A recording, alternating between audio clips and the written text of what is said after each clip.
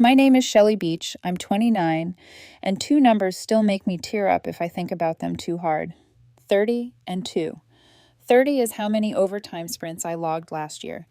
2 is the number of bedrooms in the apartment I clawed my way into after years of roommates, ramen, and praying my radiator wouldn't explode in February.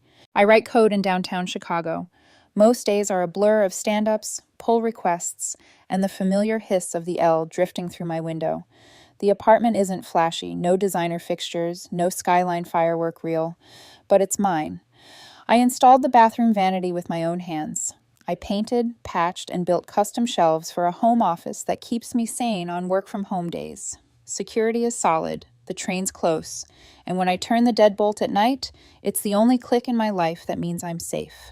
My younger sister, Emily, 22, has always been the sun around which my parents orbit. If there was glitter, it was for Emily. If there was cash, it was for Emily's potential. When I drove a wheezing Civic that coughed in the winter, she got a brand new Camry with a bow on it. When I worked 2 jobs during community college, she got a dorm upgrade because the regular one didn't inspire her. I used to swear I wasn't bitter. That was a lie I put on like lipstick for holidays. Last Sunday, my parents, William and Barbara, invited me over for dinner. Pot roast, the good china, candles that smelled like cinnamon wealth. I should have known.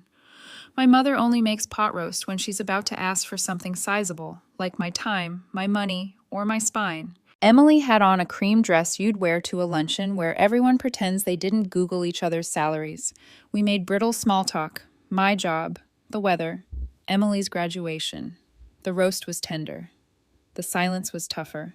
Over dessert, apple pie cut into perfect little squares like my mother was measuring leverage, Dad cleared his throat. It's the same cough he used when I was a kid, and he'd decided a lecture would fix me. Shelley, we need to discuss Emily's graduation present. I braced for a registry link, maybe a laptop, a trip. Mom smiled the way she does when she's sure of the outcome. Housing is so expensive these days, she said, like she'd discovered inflation. We've been thinking. Dad picked up the baton.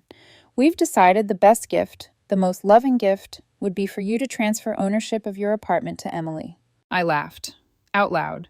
It came out like a cough and a choke had a baby. I'm sorry, what? Mom's smile brightened, relieved I'd misunderstood. Your apartment, sweetheart. You'll sign it over to Emily. She needs a strong start. You're established now. There are sentences that tilt a room. The chandelier didn't sway, but the floor under the table lurched. I looked from one face to another like somebody would smirk and yell, "Gotcha!" But they were deadly serious. Emily was nodding like we were discussing paint colors. You want me to give Emily my apartment? I said. The apartment I bought, that I'm still paying a mortgage on. That apartment? Dad's voice dropped into stern. Let's not be dramatic. You live alone in a 2-bedroom. In this economy, that's wasteful. Wasteful. The word landed like a slap. My 2nd bedroom is my office. It's where I clock overtime, where I earned every shelf, screw, and ceramic tile. You can work from a coffee shop, Emily said, admiring her manicure. It's like a vibe now. Something sharp and old rose in my throat, a familiar mix of shame and fury. This isn't a t-shirt, I said. It's my home. My name is on the deed. Mom's face shifted to Disappointed Martyr, Act 2. Shelley, when you needed a car for your internship, didn't we help? You co-signed a loan that I paid off, I said, and you brought it up for 3 years. That's different, Dad snapped. We were teaching you responsibility. Emily is graduating summa cum laude. She deserves a reward. With my apartment, I said. Silence, the kind that asks you to fill it with surrender. I pushed back from the table. The chair legs scraped tile, a long, ugly sound. No. Mom tilted her head, studied me like I was a stubborn stain. You're letting things matter more than family. I'm refusing to be robbed by it. The conversation shattered. Mom cried. Dad accused. Emily sighed heavily, the way people do when the waiter tells them the truffle fries are sold out. The coup de grace was Mom pulling up her phone to show me listings for studios near your area. Some were in Cicero. There are plenty of options, she chirped, and some are cheaper than your mortgage. A commute builds character, Dad said. The man who never commuted more than 15 minutes in his life. I stood. We're done. I left to a chorus of disappointed syllables. In the car, my hands shook so badly I had to set the keys in my lap and breathe. When my phone started buzzing, Mom's texts about broken hearts, Dad's voicemails about duty, Emily's "you're ruining my graduation joy," I turned it face down. But here's what lodged like a nail. They had a plan. Mom had listings ready. Dad had in-family transfer language like he'd been rehearsing in a mirror. Emily didn't flinch. This wasn't a conversation. It was an ambush with a ribbon on it. I sent a group text the next morning. Clear. Adult. Final. My apartment is not, and will never be, a graduation gift. The subject is closed. I'm willing to contribute to reasonable gifts. First month's rent on Emily's own place, furniture, or a trip. That's it. The responses came fast and furious. Mom's weeping paragraphs, Dad's sermon about sacrifice, Emily's Instagram story about fake family over a soft focus photo of Lake Michigan. I tried to work. Merge conflicts were easier than emotional ones.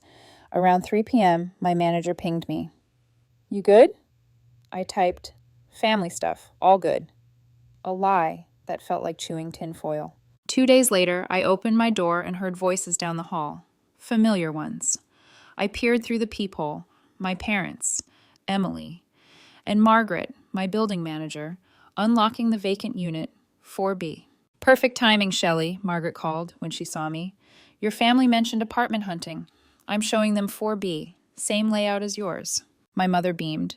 "We wanted to see different floor plans to understand what features work best for Emily's needs." I watched them tour a space 3 doors from mine. Emily took pictures like a realtor on a sugar high. Dad asked square footage as if quoting scripture. Mom checked water pressure with proprietary concern, like she already owned the pipes. It was theater, and I knew the next act.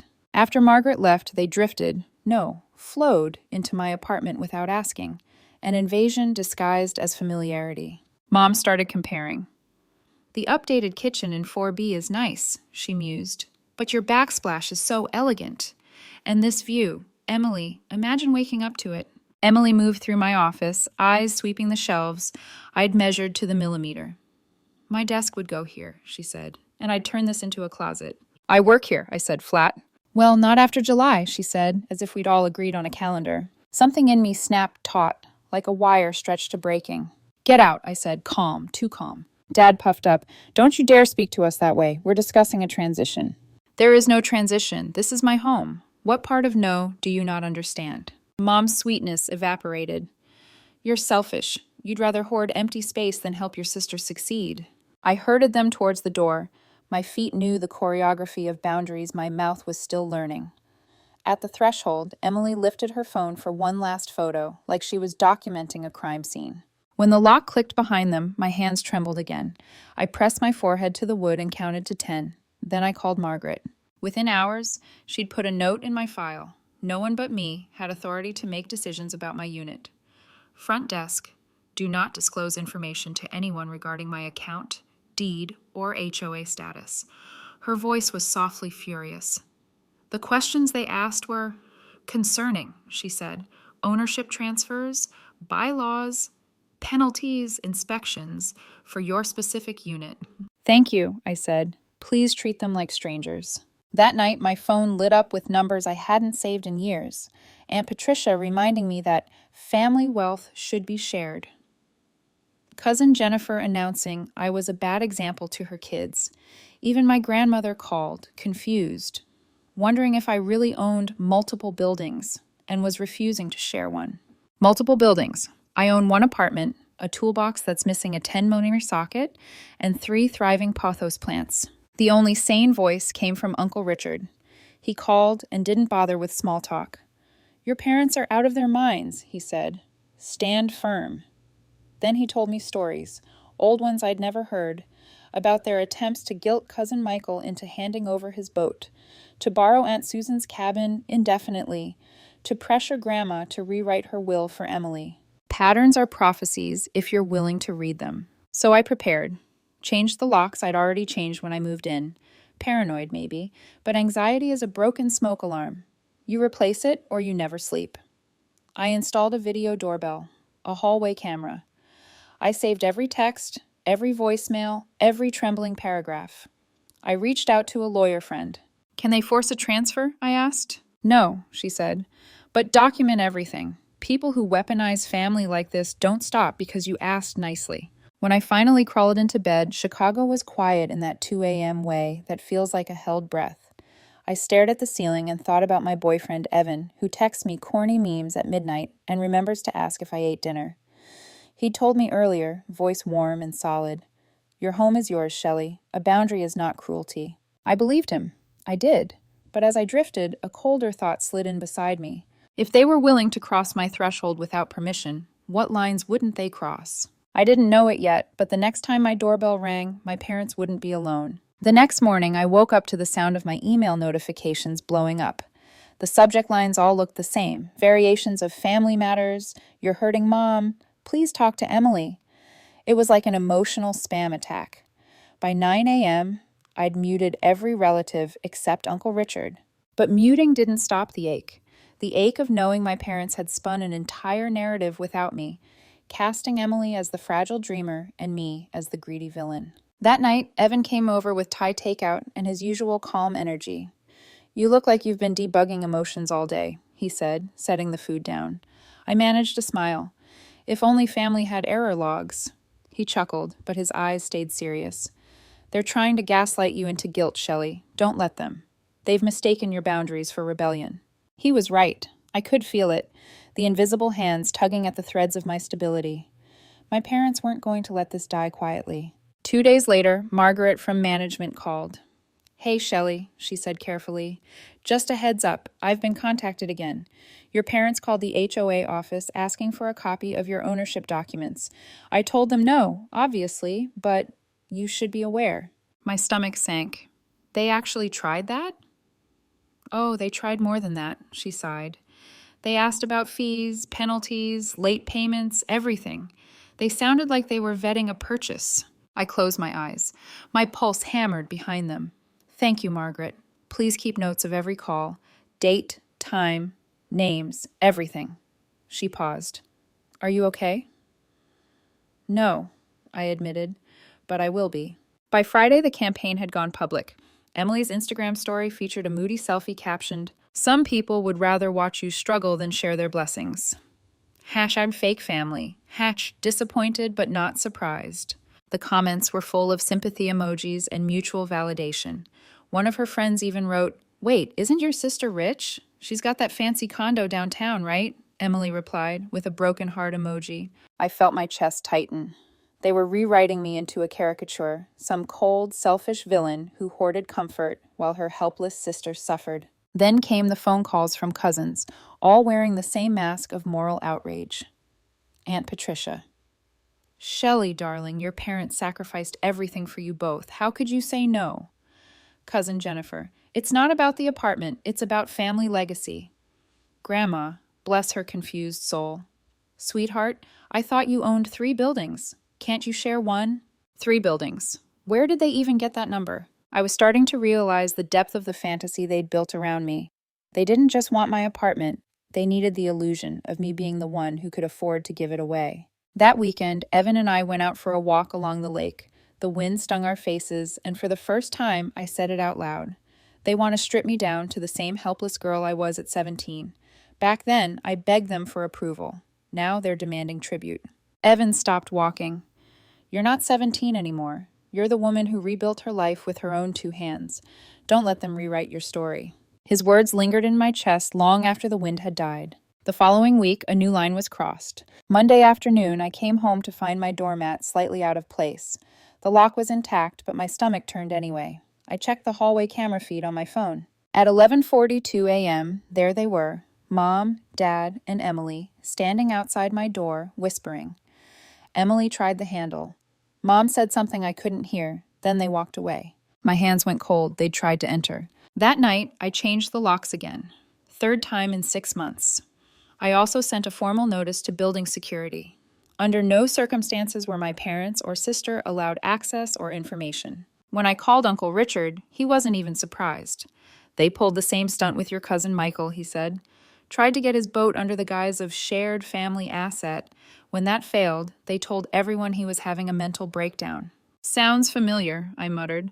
"Shelley, your parents don't just cross lines, they erase them and pretend they never existed. Be ready for the next play." I knew he was right. By Wednesday, that next play arrived. My phone buzzed with a voicemail from my father. His voice was colder than I'd ever heard. Shelley, this behavior is unacceptable. You're creating unnecessary conflict. Emily needs housing, and we've already told people the transfer will happen in July. Don't embarrass us further. They'd told people. They'd publicly announced the theft of my home as a done deal. The fury that followed was pure, quiet fire. I forwarded the voicemail to my lawyer friend and to myself, saved the timestamp, and labeled the file Evidence, Coercion Attempt. That night, Evan stayed over while I built an evidence binder. Texts, voicemails, Instagram posts, screenshots of relatives' messages. When he saw the thickness of it, he exhaled low. This is what people mean when they say blood isn't thicker than boundaries. I smiled, tired but fierce. No more guilt, no more silence. But just as I began to feel in control again, the situation took a turn that even I hadn't predicted. Because 2 mornings later, my doorbell rang, and this time there was a man in a suit standing between my parents, and he was holding a folder. When I saw the man in the suit standing beside my parents, my stomach dropped. He held a neat leather briefcase and an expression that screamed, I'd rather be anywhere else. Dad puffed his chest out like a proud general. Shelley, this is Mr. Peterson, our attorney. He's here to help finalize the apartment transfer. I blinked. I'm sorry, the what? Mr. Peterson stepped forward, trying for polite professionalism. Ms. Beach, I was told you'd already agreed to gift the property to your sister. I'm simply here to facilitate the paperwork. My voice came out low and steady. That's a lie. Mr. Peterson's brow furrowed. He looked at my parents, then back at me. Your parents informed me this was a family agreement, just awaiting signatures. Mom forced a bright smile. Oh, Shelley's just being dramatic. She knows this is for the best. Emily needs a stable start, and Shelley's already doing so well for herself. Emily stood behind them, silent, but her expression told me everything. She expected this to go her way. I exhaled slowly and stepped aside. Fine, you can come in, but this conversation will be on record. I tapped my phone and hit record. Mom's smile faltered. Dad scowled. Mr. Peterson hesitated but entered, clearly realizing he'd walked into something rotten. They sat down at my kitchen table, my table, the one I bought secondhand and refinished during quarantine with hands that bled from sanding. Mr. Peterson opened his folder and laid out crisp documents. I could see my name printed beside Emily's in clean black ink. As you can see, he began, the transfer of ownership would take effect July 1st. That gives you 60 days to relocate and... Stop! My voice cut through like glass. Where did you even get this information? Your parents have lied to you, I interrupted, repeatedly. The room went very still. I looked directly at the attorney. You've been misled. I never consented to transfer anything. In fact, I've explicitly refused multiple times, through calls, texts, and written statements. He blinked, processing. Then, with visible discomfort, he turned to my parents. Mr. and Mrs. Beach, is that true? Mom's lips thinned. Shelley always changes her mind when she calms down. You'll see. She just needs to be reminded of her responsibilities. Dad slammed his palm on the table. Family helps family. You have a 2-bedroom. You're single. Your sister deserves a home. What kind of daughter turns her back on her own blood? I pushed back my chair, the kind who's had enough. Mr. Peterson looked mortified now. Without Ms. Beach's willing participation, these documents are meaningless. I can't proceed. Mom's tears came on cue. Shelley, please, you're tearing this family apart. Mom, I said quietly, you already did that when you brought a lawyer into my home. Dad's face turned a dangerous shade of red. If you can't understand sacrifice, maybe you're not part of this family anymore. Something inside me, years of swallowed words, of being the responsible one, the fixer, the silent provider, finally snapped. Then I guess I'm not, I said. The silence that followed was pure and heavy. Even Emily's mouth dropped open. For the first time, they looked genuinely stunned, like the puppet had cut her own strings. I pointed to the door. Get out. Dad opened his mouth to yell again, but Mr. Peterson stood first. I think this meeting is over. He collected the papers, slipped them back into his folder, and handed me a business card. Ms. Beach, I apologize for my involvement. I was told this was amicable. You might consider obtaining counsel in case they continue this behavior. I already have, I said. When the door finally shut behind them, I locked it twice. Then I collapsed on the couch and stared at the paper's faint outline still ghosted onto my table. My hands were shaking, but not from fear, from adrenaline, from fury, from relief that I'd finally stopped performing for their approval. That night, Evan came over after work. I told him everything, the lawyer, the signatures, the threats. He listened, silent, jaw tight. "They're escalating," he said. "You need protection, legal and personal." "I know," I whispered. "I just didn't think they'd stoop this low." He put his arm around me. "You grew up thinking love was a transaction. But this is extortion wrapped in family guilt. You're allowed to defend yourself." The next day, I made it official. I contacted a lawyer named Renee Grant, a friend of Uncle Richard's, and told her everything. She took meticulous notes, eyes narrowing as I listed the events. "What they're doing qualifies as coercion," she said. "Start compiling everything: dates, screenshots, voicemails. If they contact you again about this, we'll send a formal cease and desist." By Friday, the harassment found a new stage, my workplace. I was walking into my office building when I saw them, Mom and Dad, waiting by the security desk with Emily clutching a folder. My heart sank. They spotted me instantly. Mom's voice pierced the lobby. "Shelley, we just need to talk." Security stepped between us. "Ma'am, this is a restricted area." Dad argued. "She's our daughter. She owes us 5 minutes." The entire office lobby went silent. My coworkers glanced over from the elevators, whispering. I turned to the guard. "Please escort them out. I've already informed management they're not welcome." Mom's voice cracked into a sob. "You'd humiliate your own parents in public?" "Yes," I said, steady, "because you showed up here to humiliate me first." They were escorted out screaming about disownment and betrayal. When I reached my desk, my hands were still trembling. HR called me in an hour later, polite but concerned. I explained briefly, focusing on the facts. My boss, a woman named Janelle, put a hand on my shoulder. "We'll keep you safe, Shelley, but make sure you get legal protection. This is harassment." So I did. Renee sent the cease and desist that afternoon. I changed every password, added new cameras, and installed a reinforced deadbolt. I even set up a safe with my documents, deed, and flash drives inside. When I told Uncle Richard, he only said, "Good. It's time someone drew the line for good." But the line wouldn't hold for long. Because 2 weeks later, I got a call from an unknown number. When I picked up, it wasn't Mom or Dad. It was Emily. Her voice was small, trembling. "Shelley, we need to talk. Please, I messed up. It's bad."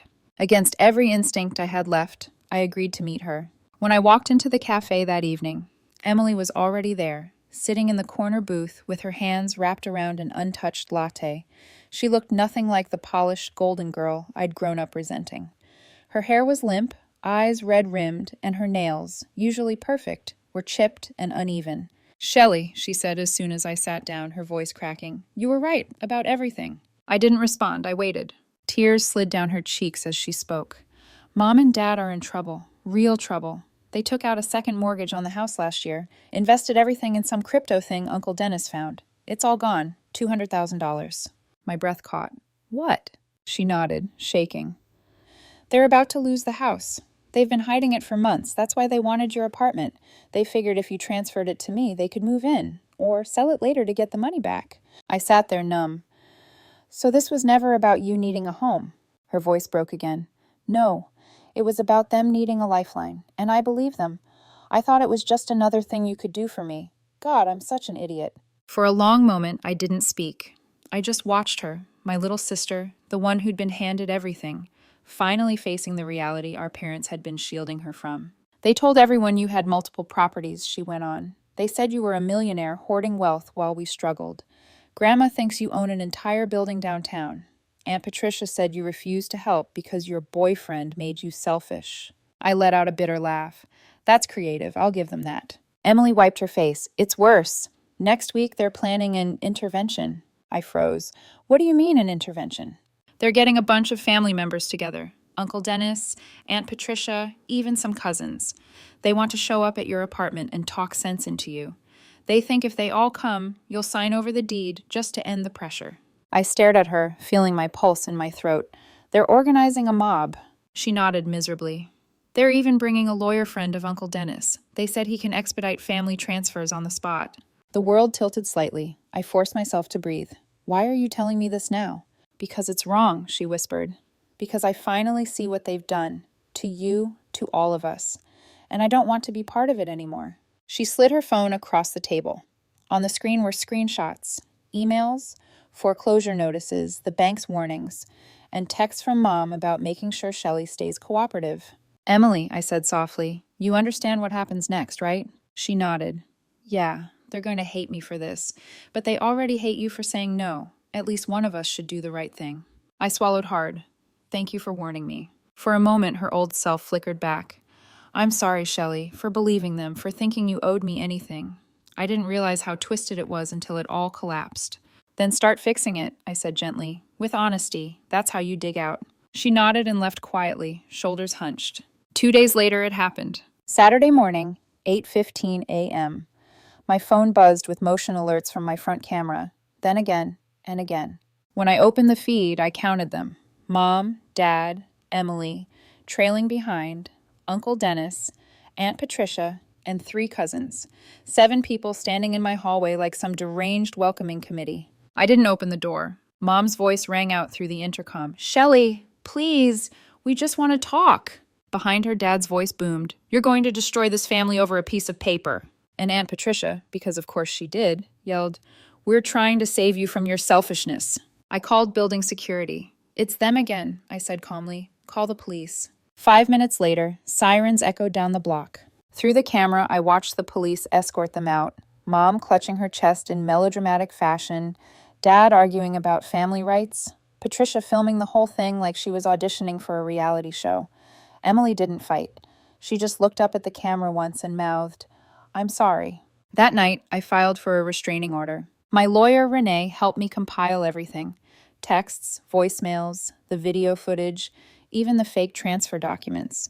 We sent copies to the court and scheduled an emergency hearing for the following week. The courtroom felt colder than I expected. Mom was crying before it even started, clutching tissues like trophies.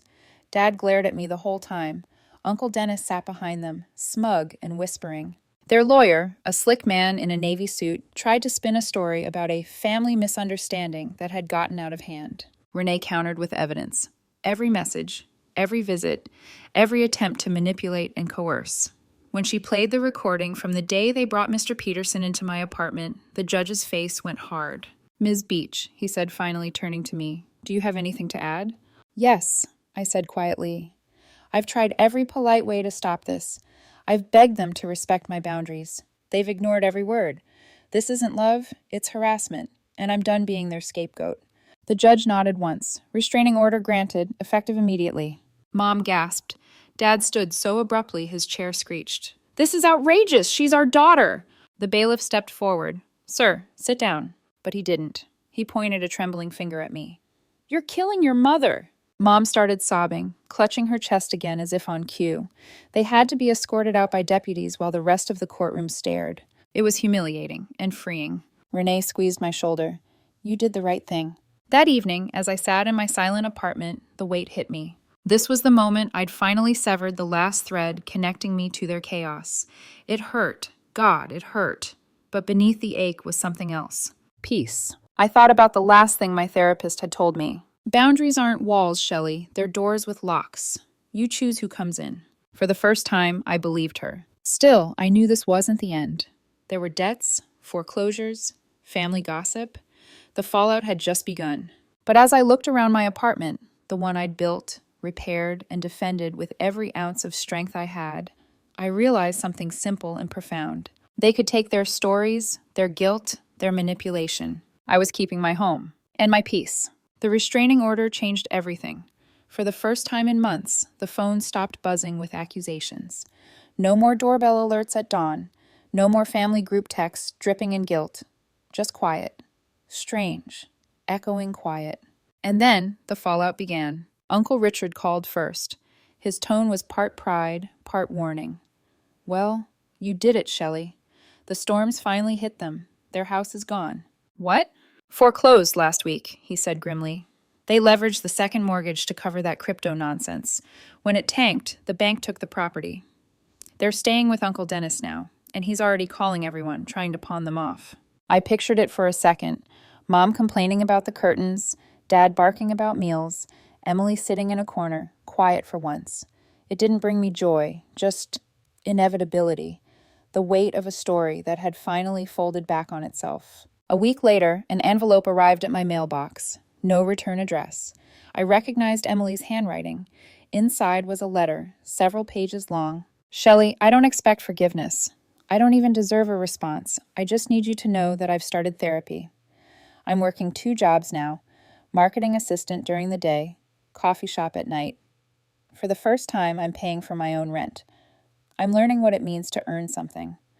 I was raised to believe love looked like favors, and family meant leverage. You were the only one who didn't play that game, and I called you selfish for it. You weren't. You were healthy. I'm sorry for every photo I took in your apartment, every word I said that fed Mom and Dad's story. You didn't deserve that. I hope one day you can see me as more than the spoiled sister who helped them hurt you. By the time I finished reading, the paper was wet with tears I didn't remember shedding. I didn't text her back right away, but I did something small. A week later, I sent her a name card. My friend's contact from a marketing firm looking for an entry-level assistant. I didn't write a note, just underlined the word interview. She got the job. Meanwhile, the family grapevine spun itself into exhaustion. Aunt Patricia stopped calling when the restraining order became public record.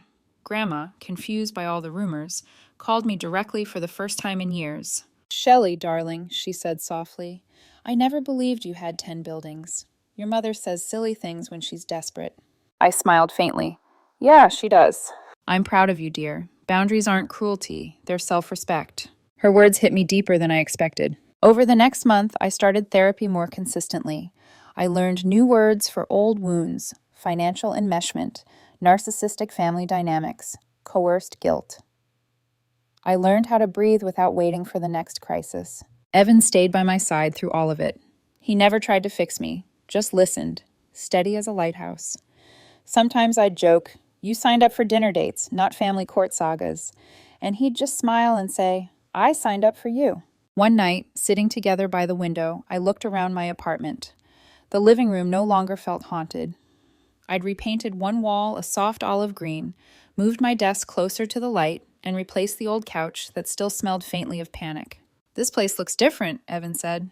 It feels different, I replied. For the first time, it's really mine. He smiled. It always was. You just had to claim it. 3 months later, Margaret caught me in the hallway, leaning on her broom handle like a gossiping ant. Your family hasn't shown up again, right? She asked. Not since the restraining order, I said. How's your blood pressure? She laughed. Better than yours, I hope. Then her eyes softened. You know, I tell the new tenants about you sometimes, how you stood your ground. I call it the family drama of the century. I grinned. I'll take that over apartment thief of the year. In the quiet that followed, I found a rhythm. Work, therapy, weekend trips with Evan. Peace wasn't loud. It was subtle, like breathing without flinching. Sometimes, when I water my plants in the morning, I think about the old version of me, the girl who tried to earn love by staying useful, the one who mistook obligation for affection. That girl would have handed over the keys just to stop the yelling. This woman, the one sitting in her sunlit apartment, coffee in hand, heart steady, knows better. Mom and Dad? They're still living with Uncle Dennis. According to Richard, they've turned his guest room into a battlefield of passive-aggressive martyrdom. He's already hinting about sending them to Florida for their health. Part of me wonders if they'll ever understand what they did, or if they'll just rewrite this chapter the way they rewrote all the others. But that's not my burden anymore. I've kept my home. I've kept my boundaries. And maybe for the first time in my life, I've kept my peace. To anyone listening who's ever been told that love means sacrifice, remember this.